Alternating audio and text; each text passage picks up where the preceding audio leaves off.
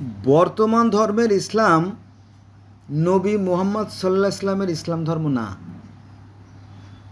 তার বাস্তব প্রমাণ হলো নবী মুহাম্মদ সাল্লাল্লাহু আলাইহি সাল্লাম যখন ইসলাম প্রচার করতেন তখন তিনি মসজিদে বসে মানুষের যাবতীয় সমস্যার সমাধান দিতেন। যেমন কারো ব্যক্তিগত সমস্যা, কারো পারিবারিক সমস্যা, সামাজিক সমস্যা, রাষ্ট্রীয় সমস্যা, অর্থনৈতিক সমস্যা, বাণিজ্যিক সমস্যা, স্বরাষ্ট্র, পররাষ্ট্র, স্বাস্থ্য বিষয়, যাবতীয় সমস্যার সমাধান দিতেন। আর তিনি সেই যে মিটিং, এই যে মসজিদটা, এটা ছিল মূলত একটা সংসদ ভবন। এর প্রমাণ কি? এর প্রমাণ হচ্ছে আপনার কোরআন এবং হাদিস, আপনারা যাচাই করে দেখেন। কিন্তু বর্তমানে আপনার বলে যে কিছু লাগবে না, খালি কলেমা পড়লেই এনাফ, কলেমা পড়লেই জান্নাত। বোঝা গেছে? আসুন মূল কথায় যাই। এই ইসলাম ধর্ম যে সেই ইসলাম ধর্ম না, তার প্রমাণ বলি। নবী মুহাম্মদ সাল্লাল্লাহু আলাইহি সাল্লাম যখন ইসলাম অর্থাৎ শান্তির বাণী প্রচার করা শুরু করলেন, তখন তারপরে আসলো নানান দিক থেকে নানান অত্যাচার, অবিচার। তার শতাধিক প্রমাণ আমি আপনাদের তুলে ধরব। নবী মুহাম্মদ সাল্লাল্লাহু আলাইহি সাল্লামকে বলা হতো কি জানেন? মূর্খ, পাগল, উলমাদ, বব্বর, নেশাগ্রস্ত, নানান নামে সংজ্ঞায়িত করা হতো। শুধু কি তাই না, তার পথে পথে প্রতিরোধ গড়া হতো। পথে পথে যে ও জানি কোথাও না যাইতে পারে, কোথাও গেলে ওরা আটকাবা, এরকম ছিল কাহিনী। তারপরে নবী মুহাম্মদ সাল্লাল্লাহু আলাইহি সাল্লামের পিঠের উপরে উটের যে নাড়ি ভুড়ি, যে ভুড়ি আর কি, গরুর ভুড়ি আমরা দেখি না, খাই, গরুর ভুড়ি তখন খায়, তো এই উটের নাড়ি ভুড়ি নবী মুহাম্মদ সাল্লাল্লাহু আলাইহি সাল্লামের পিঠের উপর চাপাই দেওয়া হয়। কিন্তু তিনি তখন কথা তো বলতে পারতেছেন না, নিঃশ্বাসও নিতে পারতেছেন না। তখন মা ফাতেমার কাছে খবর গেল যে তোমার বাবাজির পিঠের উপরে উটের নাড়ি ভুড়ি চাপাই দিয়ে রাখছে, উনি তো প্রায় নিঃশ্বাস বন্ধ হয়ে আসছে, তাড়াতাড়ি যাও। তখন মা ফাতেমা ছুটে আসেন। মা ফাতেমা ছুটে আসার পরে সেই উটের নাড়ি ভুড়ি সরাই দেন। তখন নবী মুহাম্মদ সাল্লাল্লাহু আলাইহি সাল্লাম কি প্রাণে রক্ষা পান। তারপরে নবী মুহাম্মদ সাল্লাল্লাহু আলাইহি সাল্লামকে 3 বছর আবু লাহাবের জেলখানায়, নবী মুহাম্মদ সাল্লাল্লাহু আলাইহি সাল্লামকে 3 বছর আবু লাহাবের জেলখানায় বন্দি রাখা হয়। তারপরে আপনারা জানেন এবং সারা বিশ্বের মানুষ জানে যে একটা যুদ্ধে নবী মুহাম্মদ সাল্লাল্লাহু আলাইহি সাল্লামের মাথার ভিতরে তার যে হেলমেট, সেটা ভেঙে ঢুকে যায়। আর একটা যুদ্ধে তার দাঁত ভেঙে যায়। আর এক যুদ্ধে তার পুরো শরীর মানে পাথরের আঘাতে ক্ষত বিক্ষত হয়ে যায়, রক্তে জুতা ভিজে যায়। এটা আমরা সারা বিশ্বের যত মুসলমান সবাই জানি। শেষ পর্যায়ে যখন কুরাইশদের প্রবল অত্যাচার এবং নিষ্ঠুর উৎপীড়নে প্রত্যক্ষভাবে ক্ষতিগ্রস্ত হয়ে বিশ্বের সর্বশ্রেষ্ঠ মহামানব কী করলেন? এই বিশ্বের সর্বশ্রেষ্ঠ মহামানব হযরত মুহাম্মদ সাল্লাল্লাহু আলাইহি সাল্লাম কী করলেন? মক্কা থেকে গাড়িতে করে বা ঘোড়ায় করে বা হাতিতে করে তিনি রওনা দেন নাই। তাকে সেখান থেকে ভালো করে খেয়াল করবেন, কান খোলা রেখে খেয়াল রাখবেন। মক্কা থেকে পালাইয়ে যেতে বাধ্য হন, চলে যেতে বাধ্য হন, কিন্তু আবু বকরের সাথে নিয়ে। আচ্ছা, তারপরে নবী মুহাম্মদ সাল্লাল্লাহু আলাইহি সাল্লামকে বিষ প্রয়োগের কাহিনী আমরা জানি, তাই না? নবী মুহাম্মদ সাল্লাল্লাহু আলাইহি সাল্লামকে বিষ প্রয়োগ করা হয়েছিল এবং সেই যে বিরিয়ানি, ঢাকার সেই লালবাগের নান্নার বিরিয়ানির মতো সুন্দর বিরিয়ানি, সেই বিরিয়ানি খেয়ে সাহাবীরা সাথে সাথে জায়গায় মারা যান এবং নবী মুহাম্মদ সাল্লাল্লাহু আলাইহি সাল্লাম অসুস্থ হয়ে যান।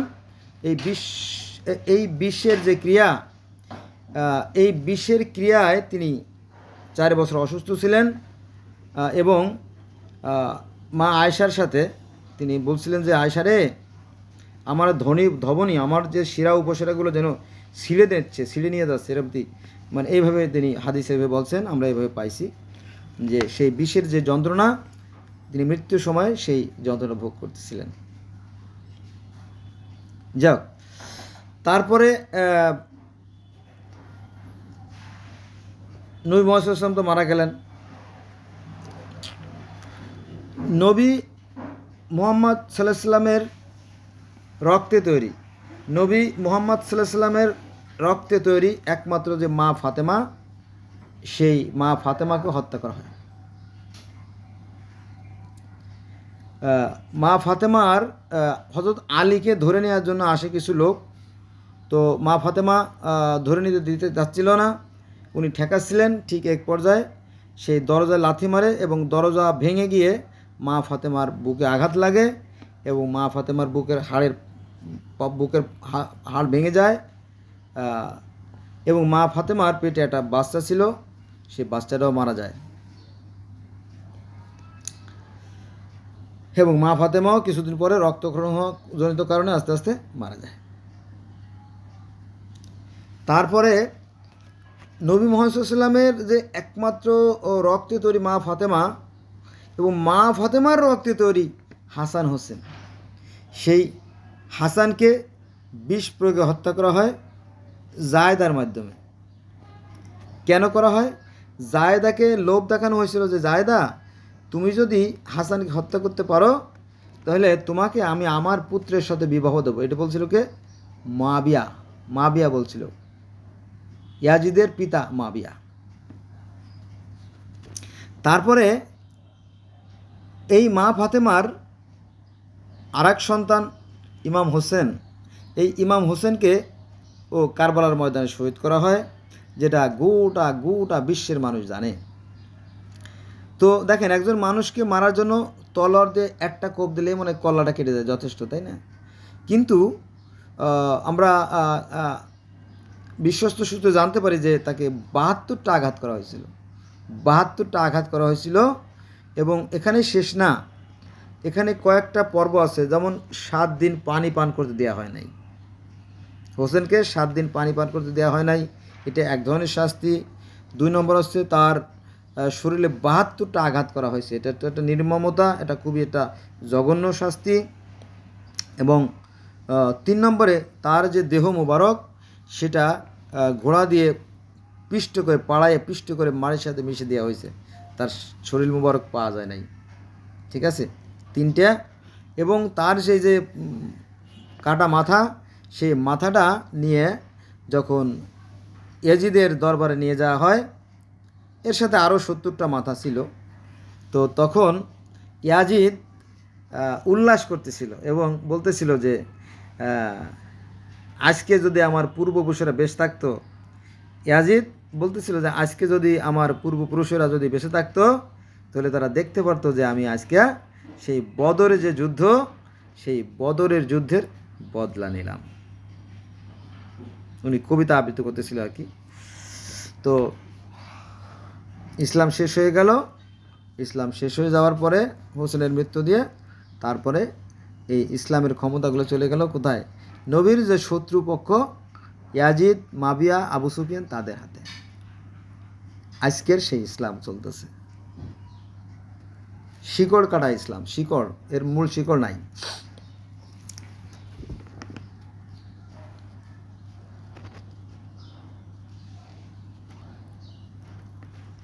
কিছু নির্মম ঘটনা আছে, যেমন আপনার কারবালার ময়দানে শিশু আলী আসগারকে হত্যা করা হয়। তারপরে নবী পরিবারের ৭৮ জনকে কারবালার ময়দানে হত্যা করা হয়, এটা বিশ্বের সবাই জানে। শুধু এখানেই শেষ না, আমাদের নবী মুহাম্মদ সাল্লাল্লাহু আলাইহি সাল্লামের নিজ বংশের ৩২ জনকে হত্যা করা হয়। কয়জনকে? ৩২ জনকে, মানে নবীর বংশকে নিশ্চিহ্ন করে দেওয়া হয় চিরতরে। আবার ইসলামের নাম মুখে নিতে দেব না। এগুলো কে করছে? এই মুয়াবিয়া, ইয়াজিদের লোকজনে করছে। কারবালার ময়দানে মোট ৮৭ জনকে হত্যা করা হয়, এটা আমরা একটা সূত্র থেকে জানি, ৮৭ জনকে। তো এটা তো আমরা জানি। আচ্ছা, আরও অনেক কাহিনী আছে। ইসলামের সূচনা লগ্নে, অর্থাৎ ইসলাম যখন প্রচার শুরু হয়, ইসলামের প্রচারের সময় নবী মুহাম্মদ সাল্লাল্লাহু আলাইহি ওয়াসাল্লাম একটা মহিলাকে পাঠাইছিল যে তুমি আবুল আহাবকে দাওয়াত দাও, আমরা একসাথে একটু বসি, আমরা একটা মিটিং করবো, একটা আলোচনা সভা করব। তখন সুমাইয়া নামে একজন মহিলাকে পাঠানো হয় আবুল আহাবের বাড়িতে একটা চিঠি দিয়ে, যে হ্যাঁ চাচা যান, আপনি আসেন, আমরা একটু বসে আলোচনা করি। একটা সুন্দর বিষয় না? কিন্তু এই হিংসুটে আবুল আহাব কী করলো, একটা তীর, বিষাক্ত তীর মাখা ছুরি দিয়ে এই সুমাইয়ার যৌনাঙ্গে আঘাত করে, এবং এই প্রথম শহীদ, মানে ইসলামের জন্য প্রথম শহীদ হন একজন নারী, তার নাম আছে সুমাইয়া। এটা অনেকেই জানে, অনেকে জানে না। এই সুমাইয়ার একটা মাত্র ছেলে ছিল, তার নাম হচ্ছে আম্মার ইবনে ইয়াসির। এটাও হয়তো অনেক মুসলমান জানে না। তো যেহেতু তার মাকে মেরে ফেলাইছে আবুল আহাব, সে কি আর শত্রুর পক্ষে থাকবে বলেন? আপনি থাকবেন? থাকবেন না। তো এই সুমাইয়ের যে একমাত্র পুত্র ছিল আম্মার ইবনে ইয়াসির, সে আজীবন নবী মোহাম্মদ সাল্লামের অনুসারী ছিলেন। এই আম্মার ইবনে ইয়াসিরকেও হত্যা করা হয়। আম্মার ইবনে ইয়াসির একজন মানে সেনাপতি ছিলেন। তো এই আম্মার ইবনে ইয়াসিরকে হত্যা করে কিনা এই মুয়াবিয়া। সব দলিল আছে। আচ্ছা, তারপরে হযরত আলীর সাথে যখন মুয়াবিয়ার সেই যে সিফফিনের যুদ্ধ হয় জানেন তো, সেই সিফফিনের যুদ্ধে বর্ষার আগায় কোরআনকে তুলে ধরে যে শান্তির প্রস্তাব দেওয়া হয়েছিল, এটা ছিল মূলত একটা ধোঁকাবাজি, প্রতারণা। কারণ তখন কিন্তু মুয়াবিয়ার বাহিনী হেরে যাচ্ছিল। তো হেরে যাচ্ছিল, এইটা দেখার পরে সে এই কৌশলটা অবলম্বন করেছিল। এই ধোঁকাবাজি, এই প্রতারণা, অর্থাৎ মুয়াবিয়া ইসদের ধোঁকাবাজি, প্রতারণা মুসলমানরা বুঝতে পারে নাই, এখনও বুঝতে পারে না, এখনও বুঝতে পারছে না। আচ্ছা, এবার আসেন আবু বকর। আবু বকর তো চেনেন সবাই, তাই না? ইসলামের প্রথম খলিফা আবু বকর, কে না চেনে? বিশ্বের সবাই চেনে, আপনি না চিনলেও। তো এই আবু বকর একটা ছেলে ছিল। তো এই আবু বকর ছেলেকে হত্যা করে তাকে গাধার পিঠের ভিতরে, গাধার চামড়া আছে না, গাধার চামড়ার মধ্যে ঢুকাইয়া তারপরে পোড়াইয়া হত্যা করছে এই মুয়াবিয়া। নির্মম, সাংঘাতিক। এগুলো কোথায় পাইছেন? এগুলো হিকায়েতে সাহাবা। হিকায়েতে মানে গল্প বা কিসসা বা কাহিনী, সাহাবা মানে সাহাবা। এই হিকায়েতে সাহাবা গ্রন্থ যদি আপনারা পড়েন, তাহলে আপনারা এই সমস্ত বিষয় জানতে পারবেন। এটা একটা উৎস থেকে এগুলো জানা যাবে না। আর এজিদের যে কবিতা আবৃত্তির কথা, এটা আমি আগেই বলছি যে যখন ইমাম হোসেনের যে শির মানে কি কল্লা বা ধড় বা মাথা, এই যেটা আর কি শিরচ্ছেদ। তো এই ইমাম হোসেনের মাথা যখন নিয়ে, ইমাম হোসেনের মাথা সহ আরও 70টা মাথা নিয়ে যখন কুফায় অর্থাৎ এজিদের দরবারে গেল, তখন এই হোসেনের মাথা দেখে তখন ইয়াজিদ উল্লাস করছিল যে আজকে যদি আমার পূর্ব যারা আসছিল, আমাদের পূর্বপুরুষরা বেঁচে থাকতো, তাহলে তারা দেখতে পারতো যে আজকে আমি বদরের যুদ্ধের বদর এলাম। কারণ কি, নবী মুহাম্মদ সাল্লাল্লাহু আলাইহি ওয়াসাল্লামের সাথে যতগুলো যুদ্ধ হয়েছে তার বেশিরভাগই হয়েছে এই ইয়াজিদ মাবেদের পূর্বপুরুষ যারা ছিল, অর্থাৎ সেই হিন্দা এবং হিন্দা যে কিনা নবী মুহাম্মদ সাল্লাল্লাহু আলাইহি ওয়াসাল্লামের চাচার কলিজা চিবাই খাইছিল, সেই হিন্দার বাবা এবং তার ভাইকে হত্যা করা হয়েছিল। বদরের যুদ্ধে হিন্দার বাবা এবং ভাইকে হত্যা করা হয়েছিল। সেই থেকে নবীর মুহাম্মদ সাল্লাল্লাহু আলাইহি ওয়াসাল্লামের সাথে অসংখ্য যুদ্ধ হয়েছে। তারপরে দেখলো যে যখন ইসলাম ধর্মের জয় জয়কার, মানুষ সব ইসলাম ধর্মে চলে আসতেছে, তখন শুধুমাত্র আত্মরক্ষার জন্য ইয়াজিদ মাবিয়ারা কী করে, এই ইসলামের যে খোলসটা ধারণ করে। আসলে তারা মনে প্রাণে ইসলাম ধর্ম গ্রহণ করে নাই। তো সেই ধোঁকাবাজির মাধ্যমে যে ইসলাম প্রচার হয়েছে সেটা এখনও চলছে, এটা আর কি। তবে সব মানুষ যে খারাপ তা আমি বলবো না। এখন আমরা হাই করি, সত্যকে খুঁজে বেড়াই, সত্যকে অত সহজে পাওয়া যাবে না। আমার সাথে থাকুন, ভালো লাগবে। তারপরে আরও অনেক কাহিনী আছে। আপনার খালেদ বিন ওয়ালিদ নাম তো শুনছেন না? ইসলামের মহান বীর খালেদ বিন ওয়ালিদ, সেই খালেদ বিন ওয়ালিদের পুত্রকেও হত্যা করা হয়। ইসলামের নাম নেবা, সব কল্লা কেটে ফেলব। তারপরে হাসানের খিলাফত কেড়ে নেয়। হাসান, ইমাম হাসান জানেন তো, তাই না? ইমাম হাসানের খিলাফত কেড়ে নেয় কারা? এই ইয়াজিদ মাবিয়ার দল। তারপরে ওই যে কারবালার ময়দানে যে হত্যাহত হলো, তার ভিতরে একজন মানুষ বেঁচে ছিল, তার নাম হচ্ছে জয়নাল। জয়নাল কিন্তু এজিদের জেলখানায় ছিল এবং তাকে গৃহবন্দী বলেন আর যে কোনো বন্দি করে রাখা হয়েছিল। রাখার পরে সেও একসময় নিহত হয়ে যায়, তাকেও শহীদ করা হয়। আচ্ছা, তারপরে ইমাম মেহেদি অর্থাৎ হাসান হোসেন নবী যখন সবাই মারা গেল, তখন তো কেউ নাই বললেই চলে।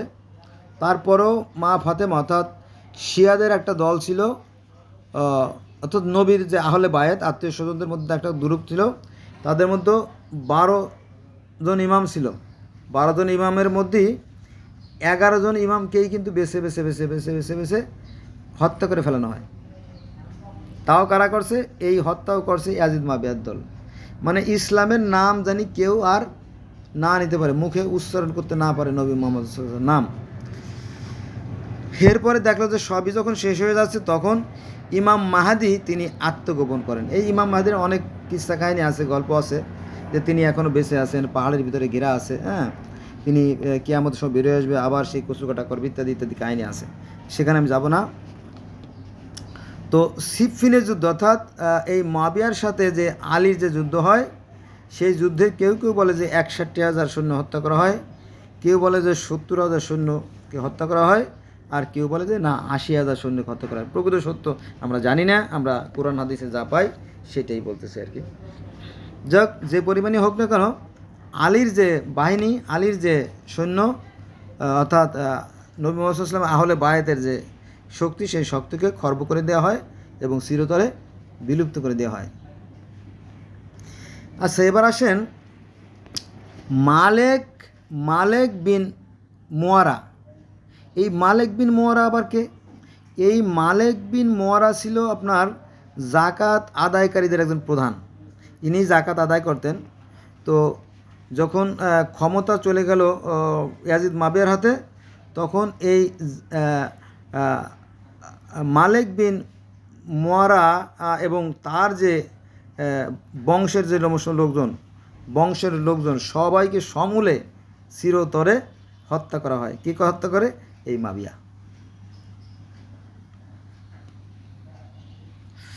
আচ্ছা, এবার আবু সুফিয়ানের স্ত্রী হিন্দা, সে কী করেছিল জানেন? ওয়াসা নামে একজন কালা কাফরি পাদ্রী, তাকে ভাড়া করে, বলে যে তুমি যদি নবীর চাচা হামজাকে হত্যা করতে পারো, তাহলে তোমাকে আমি এই দাসত্ব থেকে মুক্তি দিয়ে দেব। সত্যি তিনি দীর্ঘদিন প্র্যাকটিস করেন।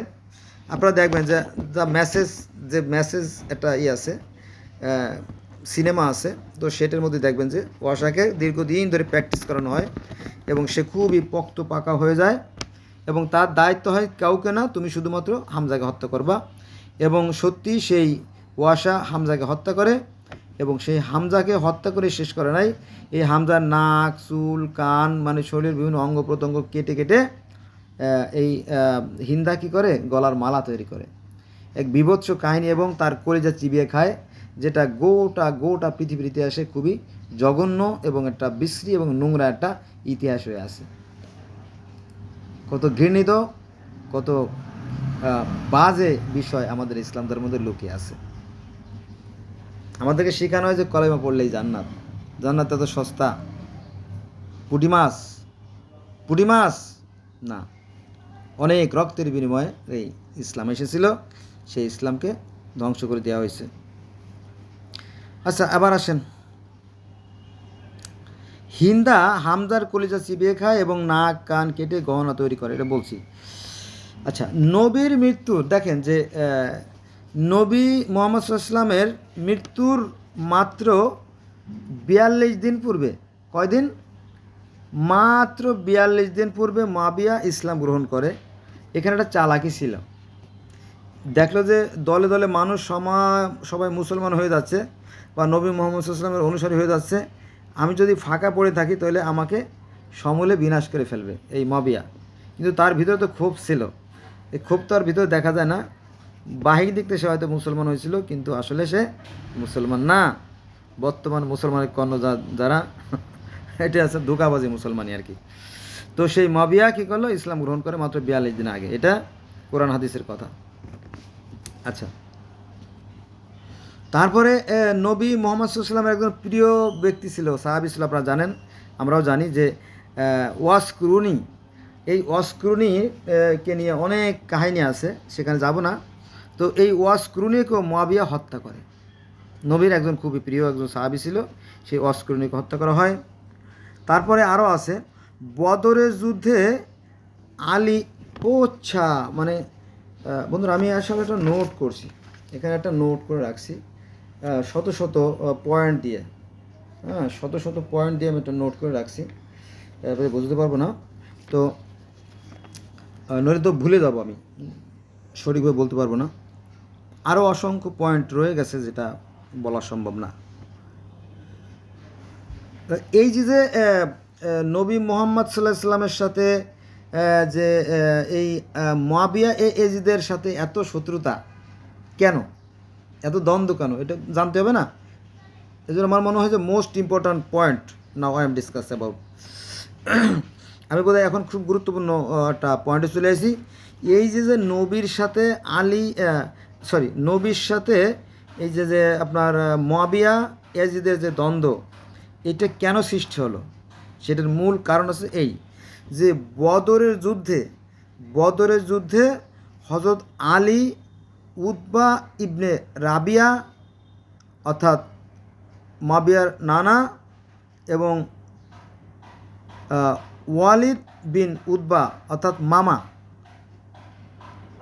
এই যে মুয়াবিয়ার নানা এবং যে নানা মামা দুজনকে হত্যা করা হয়। এই হলো শত্রুতার প্রধান এবং একমাত্র কারণ। এবং পরবর্তীতে এই প্রতিশোধ নেওয়ার জন্য নবী মুহাম্মদ সাল্লাল্লাহু আলাইহি ওয়াসাল্লামের যত যুদ্ধ হয়েছে, বিগ্রহ হয়েছে এই মুয়াবিয়া এবং নবী মুহাম্মদ সাল্লাল্লাহু আলাইহি ওয়াসাল্লামের সাথে। আচ্ছা, নবী মুহাম্মদ সাল্লাল্লাহু আলাইহি ওয়াসাল্লাম যখন মারা গেলেন তখন তো কি সবাই শোক পালন করবে, কান্নাকাটি করবে, আফসোস করবে, হায় উচ্ছ্বাস করবে, বুকে চাপড় মারবে, তাই না? তারপরে তার দাফন কাফনের ব্যবস্থা করবে, এরকম না? কিন্তু না, সেটা কিন্তু হয় নাই। তারা চলে গেছে ক্ষমতা। এই ধর্মগুলো আসলে একটা রাজনীতি আর কি, হ্যাঁ, বোকা লোকে শুধু ধোঁকা খায়, এরা বোঝে না।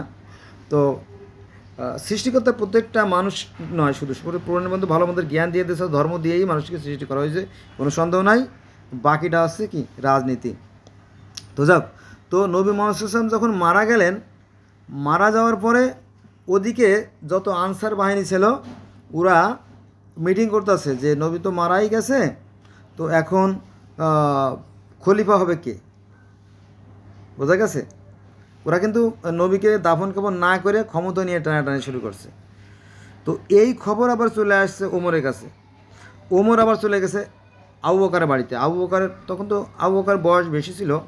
আবু বকর হাত ধরে টানতে টানতে নিয়ে গেছে, তাড়াতাড়ি চলো, সর্বনাশ হয়ে গেল। তখন আবু বকর এবং ওমর দুইজন খলিফা, এর সাথে তো সাঙ্গপাঙ্গ থাকেই, জানেন তো, তাই না? তাদের প্রত্যেকের কোমরে থাকে তলোয়ার, ধারালো তলোয়ার। তো সবাই চলে গেল কোথায়? ওই যে আনসাররা যেখানে মিটিং করতেছে সেই জায়গাটার নাম হচ্ছে সাকিফা হাউস। কোথায়? সাকিফা হাউসে চলে গেল। সেই সাকিফা হাউসে তারা সম্মিলিতভাবে একটা মিটিং করতেছিল যে আমাদের মধ্য থেকে, আনসারদের মধ্য থেকে একজন নেতা নির্বাচিত হোক। কিন্তু সেখানে যাইয়া ওমর মাল্য ধমক, আই বেয়াদবের দল, তোদের কি যোগ্যতা আছে রে নেতৃত্ব দেওয়ার মতো? হ্যাঁ, নবীর অবর্তমানে যিনি নামাজ পড়াইছেন তিনি হচ্ছেন আবু বকর, খলিফা হবে আবু বকর, আমি আবু বকরকে খলিফা ঘোষণা করলাম এবং আমি তার হাতে বায়াত হলাম। এবং আপনার ওই তার কিছু যে সাহাবী ছিল বা দলীয় লোকজন ছিল তাদেরকে তিনি কী করলেন, বায়াত করা দিলেন এবং আনসারদেরকে ধমক দিয়ে দিলেন যে তোরা কোনো কথা বলবি না, আমি যা করছি এইভাবে চলবি, নইলে কিন্তু খবর আছে, একেবারে কুচু কাটা করে ফেলবো। তখন আনসাররা তো চুপচাপ, বুঝলেন না, কারণ এরা তো রেডি হয়ে গেছে, জানে যে ওখানে মিটিং হচ্ছে, আর ওরা তো মিটিং করতেছিল, ওরা তো আর যুদ্ধের জন্য প্রস্তুত ছিল না, বিষয়টা এরকম আর কি। অনেক ইতিহাস বন্ধুরা, এটা তো একদিনে বলা সম্ভব না, তারপর বলি আর কি। যাক, তো ওমর, ওই যে যেটা বলছিলাম সেটা আর কি, ওমর আবু বকরের হাত ধরে নিয়ে যা আসে এবং খলিফা বানিয়ে নিজেই বায়াত হন সেই বনু সাকিবা সেই স্থানে আর কি। তারপরে ওনারা চলে আসে কোথায়, যে এটা তো ঝামেলা মিটলো, খলিফা আমরা ঘোষণা করছি, এবার চলে আসছে কোথায়, আপনার নবীর মৃত্যুর পর নবীর চাচা আব্বাস, নবী তো মারা গেছে, নবী মারা গেছে, নবীর লাশ পড়ে আছে, তো নবীর মৃত্যুর পরে তার চাচা অর্থাৎ নবীর চাচা আব্বাস এবং সাহাবী জুবায়ের সহ এবং অন্যান্য কিছু লোক 18 জন, মোট কয়জন, 18 জন, এই মূল 18 জনই হচ্ছে নবী মুহাম্মদ সাল্লাল্লাহু আলাইহি ওয়াসাল্লামের আহলে বায়াত বা তার আত্মীয় স্বজন পরিবারবর্গ, সত্যিকারের প্রেমিক, নবীর সত্যিকারের প্রেমিক বা ভালোবাসার মানুষ ছিল এই 18 জন। এই 18 জন বিষয়ে কী করতেছিল, কি করা যায়, কোথায় দাফন কাফন হবে, কিভাবে গোসল হবে ইত্যাদি নিয়ে আলোচনা করতেছিল। এর মধ্যে সেখানে ওমর এবং আবু বকর চলে যায়, যাওয়ার পর এই এখানে কি হচ্ছে, বলে যে নবীর দাফন কাফন, তো কীভাবে কী হবে এই দিনে আমরা আলোচনা করতেছিলাম। তো বলে আচ্ছা ঠিক আছে, ভালো কথা, দাফন কাফন করো, কিন্তু কাজ একটা আমি করে ফেলাইছি, কী কাজ করছি, যে আমি আবু বকরকে খলিফা ঘোষণা করছি। তখন মা ফাতেমা বলল যে কেন, আব্বাজান তো জীবিত থাকা অবস্থায় সেই যে ইসে ওটি কি জানি বলে,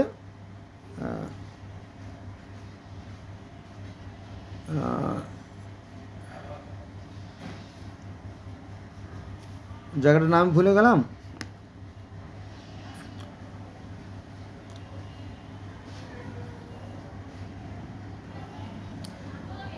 এই যে বিদায় হজের সময় গাদিরে খোম নামক একটা জায়গা, কোথায়, গাদিরে খোম নামক একটা জায়গা, যেখানে বাবরা গাছের সাথে কাপড় টানাইয়া, সবাই তো রোদে থাকতে পারে না বা রোদে দাঁড়ায়, নবী মুহাম্মদ সাল্লাল্লাহু আলাইহি ওয়াসাল্লামের সম্মান বেশি, তো বাবরা গাছের সাথে একটু হালকা একটু চাদোয়া টানাইয়া সেখানে নবী মুহাম্মদ সাল্লাল্লাহু আলাইহি ওয়াসাল্লাম দাঁড়াইয়া কিছু কথা বলছিলেন এবং হযরত আলীর হাত ধরে এভাবে উঁচু করে বলছিল যে আমি যদি মারা যাই, কারণ ওনার শরীরটা ভালো যাচ্ছিল না, বলছিল আমি হয়তো এরপরে হজে নাও আসতে পারি, কারণ বলা তো যায় না, শরীর ভালো না, মারাও যাইতে পারি, তো আমার পরে যদি কেউ খলিফা হয়, তাহলে নেতা হয়, সে হবে এই আলী, বোঝা গেছে। এই তো মা ফাতেমা বলল যে কেন, আমার স্বামীজি আলীকে তো তিনি ক্ষমতা দিয়ে গেছেন, হ্যাঁ, আপনারা কেন, এই নিয়ে বাক বিতণ্ডা হয়। তখন ওমর বলে যে বেশি বাড়াবাড়ি কিন্তু ঘরে আগুন লাগাই দেবো, ঠিক আছে, এরকম আর কি, কয় যে আমি সবাই বায়াত করছি এবং বায়াত আমার হইতে হবে, নইলে ঝামেলা আছে, এই কথা বলে তিনি চলে যায় আর কি। তারপর অনেক কাহিনী, সেখানে যাব না, কারণ আরও পয়েন্ট বলতে হবে তো। আচ্ছা, মা ফাতেমার ঘর থেকে দেখেন যে মা ফাতেমার ঘর থেকে জুবায়েরের অস্ত্র কেড়ে নেওয়া হয়, তার মানে সেখানে বড় একটা কিছু হয়েছিল।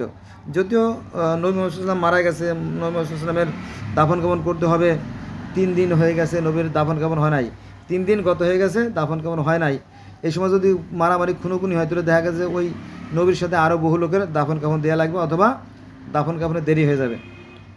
যাক, তাহলে আবু বকর ওমর ওরা বাড়াবাড়ি না করে কী করলো, সেই যে জুবায়েরের অস্ত্র কেড়ে নিয়ে গেল, ঠিক আছে,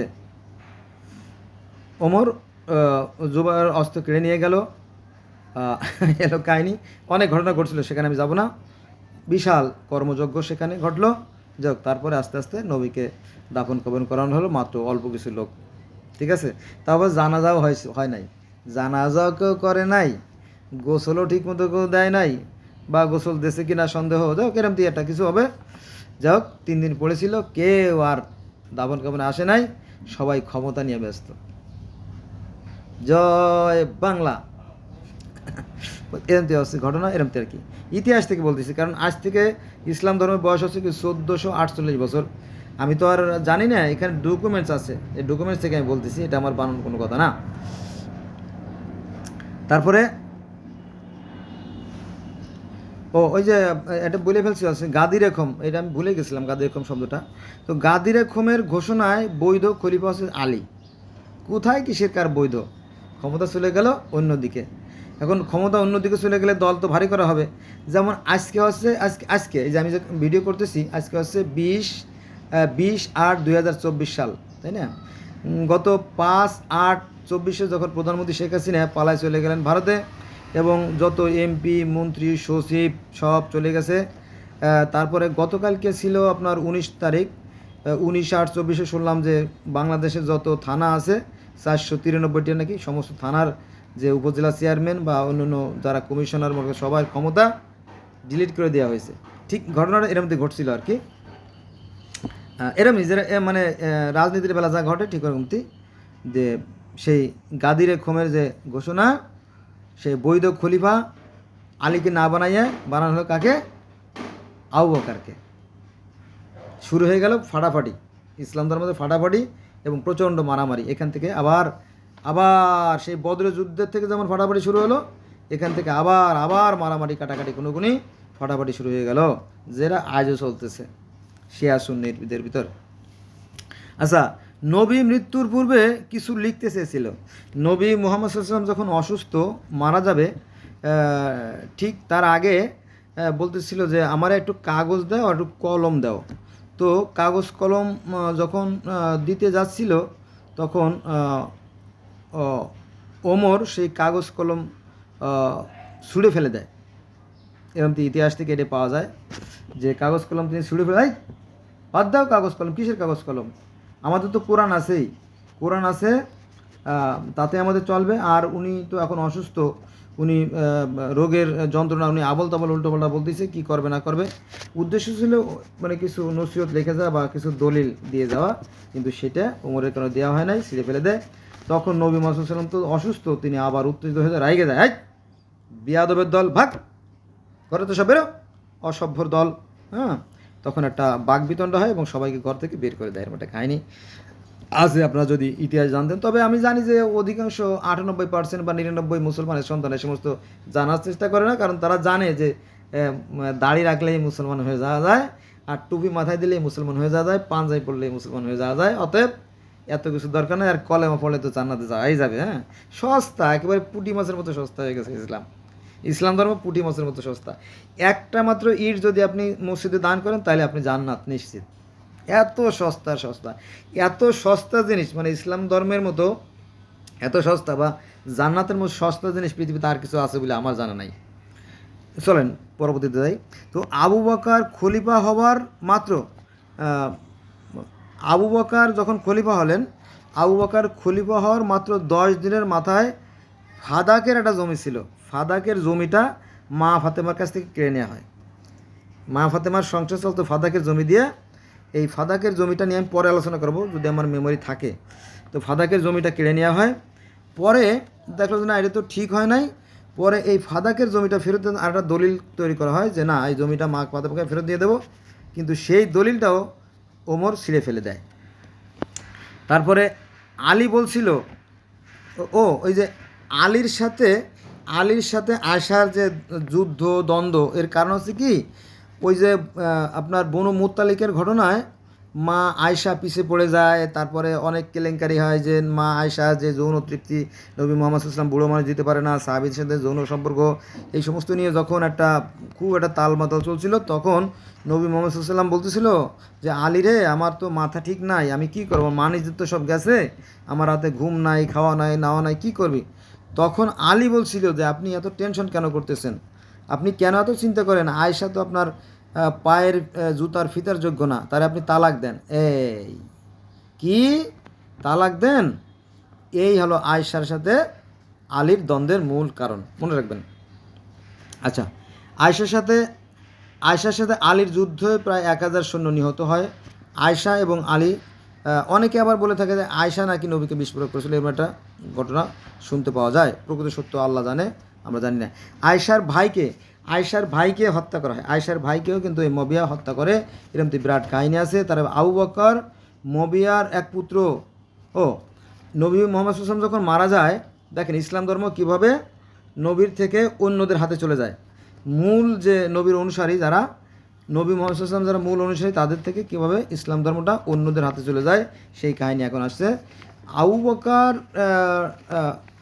নবী মোহাম্মদ সাল্লাল্লাহু আলাইহি ওয়াসাল্লাম যখন মারা যায়, তখন আবু বকর প্রথম খলিফা হওয়ার সাথে সাথেই মাবিয়ার এক পুত্রকে সিরিয়ার সেনাপতি এবং আর একজনকে গভর্নর বানায়। তো সেনাপতি মানে সেই সৈন্যবাহিনীর ক্ষমতা এবং অর্থের ক্ষমতা, দুটোই তো মূল ক্ষমতা, এই দুইটো ক্ষমতায় মুবিয়ার হাতে চলে যায়। ফলে আস্তে আস্তে ইসলাম ধর্ম ধ্বংসের দিকে চলে গেল। অর্থাৎ এই মুহাম্মাদের ইসলামটা মাবিয়ার ইসলামে পরিণত হয়ে গেল, শেষ। ইসলাম ধর্ম ওই দিন থেকে শেষ। আচ্ছা, উমাইয়া ছিল নবীর প্রথম ও প্রধান শত্রু। উমাইয়ারা ছিল নবীর প্রথম ও প্রধান শত্রু। মাত্র 2 বছরের মধ্যে এত ক্ষমতা নবীর ধ্বংসের মূল কারণ। মানে 2 বছরের ভিতরে সমস্ত ক্ষমতা, নবীর যে ক্ষমতাগুলো ছিল, আস্তে আস্তে এক এক সমস্ত ক্ষমতা ইয়াজিদ এবং মাবিয়াদের হাতে চলে গেল। ফলে নবীর যে বংশের যে লোকজন, সেগুলো দুর্বল হয়ে গেল আর কি। তো উমাইয়ারা 91 বছর উমাইয়ারা এককভাবে ক্ষমতায় থাকে। মানে এই যে উমাইয়ারা যে ক্ষমতা নিয়ে গেল আব্বাসীয় থেকে, উমাইয়ারা 91 বছর একাধারে তারা ক্ষমতায় ছিল। আর আস্তে আস্তে নবীর যে অনুসারী যারা ছিল, তাদেরকে আস্তে আস্তে নিশ্চিহ্ন করে ফেলাইছে। বোঝা গেছে বিষয়টা? এটা বিশাল ইতিহাস, এটা বলতে গেলে মনে হয় 50টি ভিডিও দরকার। যাক, তারপরে আপনারা জানেন এবং আমরাও জানি, বিশ্বের সবাই জানে যে মসজিদে গালাগালির যেটা প্রথা ছিল, এটা সম্ভবত 70 বছর ধরে এই গালাগালি চলতেই থাকতো।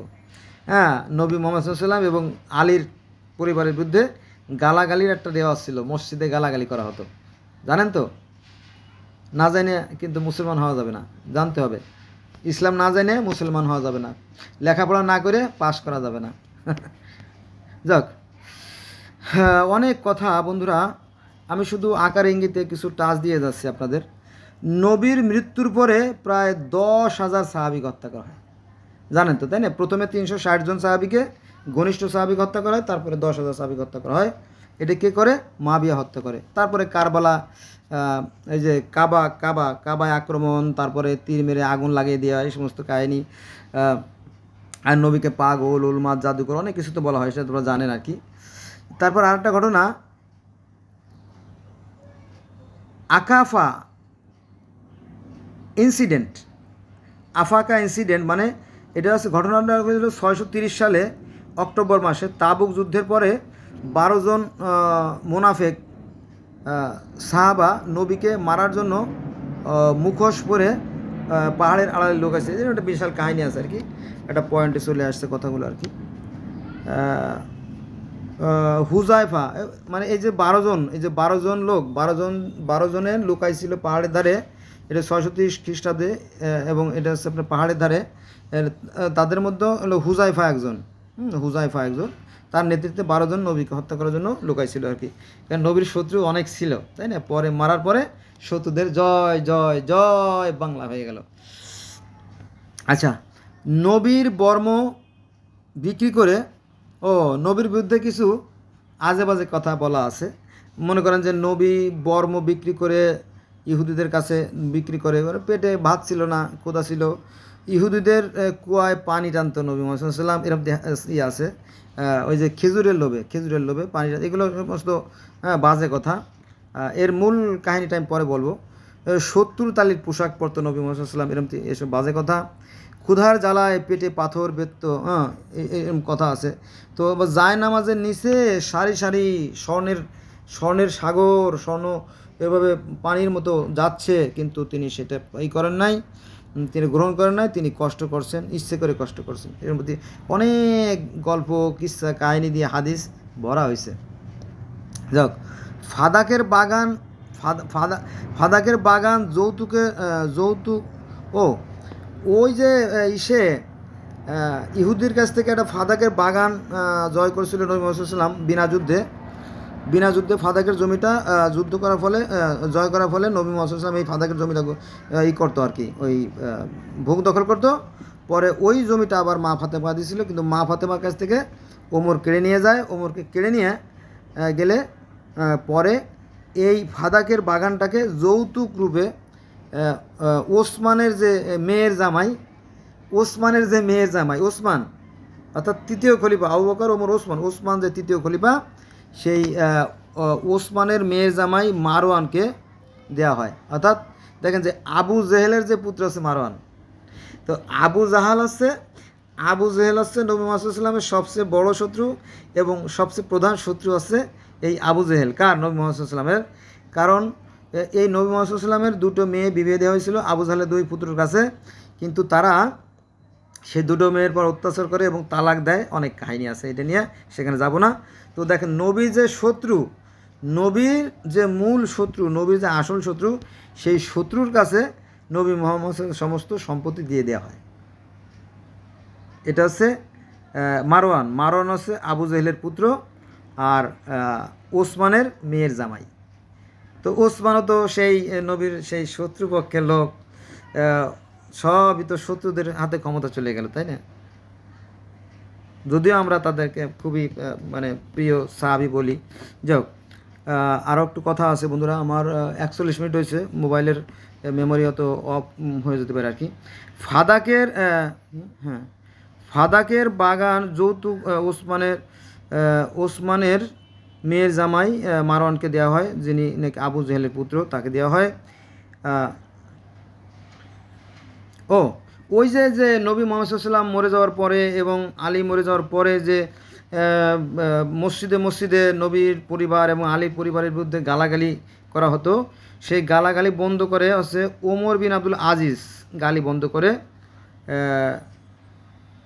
এবং ওই যে নবী মুহাম্মদ সাল্লাল্লাহু আলাইহি ওয়াসাল্লামের যে একটা জমি ছিল, ফাদাকের জমি, নবী মুহাম্মদ সাল্লাল্লাহু আলাইহি ওয়াসাল্লাম মরে যাওয়ার 10 দিন পরে আবু বকর সেটা নিয়ে যায়। তারপরে আবার ফেরত দিতে চাইলে ওমর ফেরত দিতে দেয় না। সেই জমি এই আব্দুল বিন আজিজ সেটা আবার ফেরত দেয় বহু বছর পরে, কয়েকশো বছর পরে। এই তো কয়দিন আগের ঘটনা। তো তাদের লাভ আছে? লাভ নাই। তো ইহুদি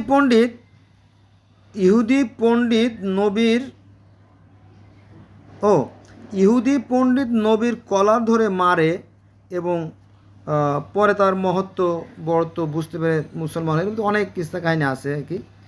মাবিয়া উসমানের মাবিয়া ওই যে ইয়াজিদ মাবিয়া, নবী মুহাম্মদের প্রধান শত্রু আর কি। মাবিয়া উসমানের নকল সিল তৈরি করে বিভিন্ন প্রদেশে লোক নিয়োগ দিত। এই যে উসমান হত্যার যে মূল কারণ, সেটা হলো স্বজনপ্রীতি। ওসমান নিজে তার নিজের আত্মীয় স্বজন তাদেরকে কী করতো, আপনার চাকরি বাকরি দিত, বড় বড় পদে চাকরি দিত, এবং নবীর যারা ছিল আসল, যাদের পাওয়ার কথা আগে দিত না। যেমন এই যে গত 5 একটা কথা আছে ইংলিশে যে example is better then percept, এর বাংলা অর্থ হচ্ছে দেখতে পেলে কিন্তু শুনতে চায় না। গত 5/8/2024 তারিখে এই যে আমাদের প্রধানমন্ত্রী শেখ হাসিনা, তিনি ভারতে চলে গেলেন পালাইয়া। ঠিক আছে। তো ওরকমটি তারপরে আস্তে আস্তে সমস্ত মন্ত্রী, এমপি, কমিশনার, চেয়ারম্যান, উপজেলা চেয়ারম্যান সবাই এখন শক্তিহীন, ক্ষমতাহীন।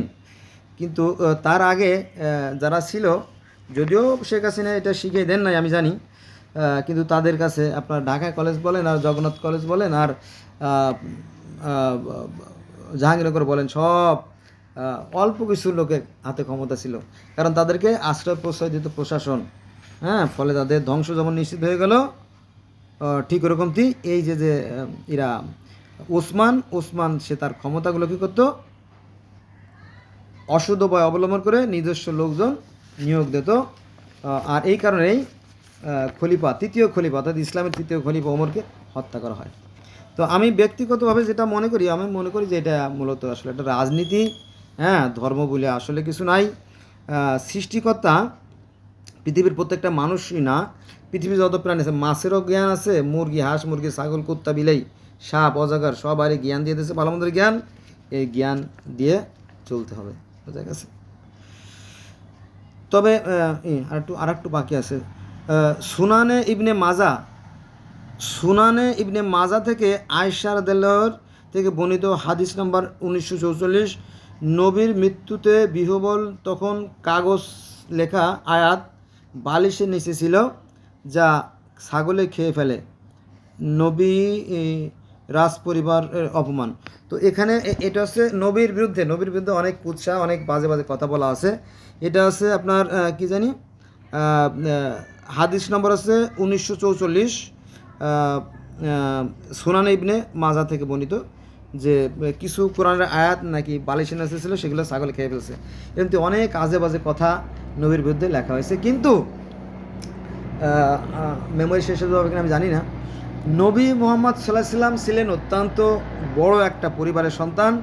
কারণ গোটা আরবের ভিতরে যে এই যে মক্কেশ্বর মন্দির বা মক্কা ঘর, এই ঘরের রক্ষণাবেক্ষণ এবং দেখাশোনা করতো কারা? নবীর বাবা, নবীর চাচা, নবীর দাদা, নবীর নানা, তারা। রাজারা তো 5 বছরের জন্য রাজা বাদশাহ হন, পরে চলে যান। কিন্তু এই নবী ছিলেন স্থায়ীভাবে একটা প্রেসিডেন্ট পরিবারের সন্তান। বোঝা গেছে? কারণ এই গোটা আরবই না, এই আরবটা ছিল মোটামুটি একটা বিশাল একটা আন্তর্জাতিক মানের একটা সম্মেলন কেন্দ্র। প্রতি বছর যে ওকাজ মেলা হতো, সেখানে পৃথিবীর বিভিন্ন প্রান্ত থেকে, বিভিন্ন রাষ্ট্র থেকে লোকজন আসতো, এবং এখানে আপনার হজের পরিবর্তে ওকাজ মেলা হতো। এবং এই নবী পরিবারের সবাই অনেক সম্মান করত। আর সেই রাজ পরিবারের সন্তান ছিলেন নবী মুহাম্মদ সাল্লাল্লাহু আলাইহি সাল্লাম। তো নবী মুহাম্মদ সাল্লাল্লাহু আলাইহি সাল্লাম দেখলেন যে পৃথিবীতে অনেক ধর্ম আছে যারা নিরাকার এক আল্লাহ মানে।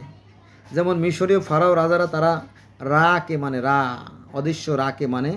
তারপর আরও 12,000 বছর আগে সেই যে গিলগামেশের মহাকাব্য, সেখানে দেখা যায় যে তারা সেই সৃষ্টিকর্তাকে আনু হিসেবে মানে। এবং গ্রিক ধর্মে একজন নিরাকার ঈশ্বরকে মানে, তারা আছে কাওয়াস। তারপরে আজ থেকে 5,000 বছর আগের যে গ্রিক ধর্ম, রোমান ধর্ম, সেখানেও তারা একজন নিরাকার ঈশ্বরকে মানত। কাওয়াস তো বলছি না, কাওয়াস, ইউরেনাস। তারপরে আপনার পার্সিয়ান ধর্মে, সেখানেও একজন নিরাকার ঈশ্বর, তার নাম আহুরা মাজদা। শুধু তাই না, খোদ আরবে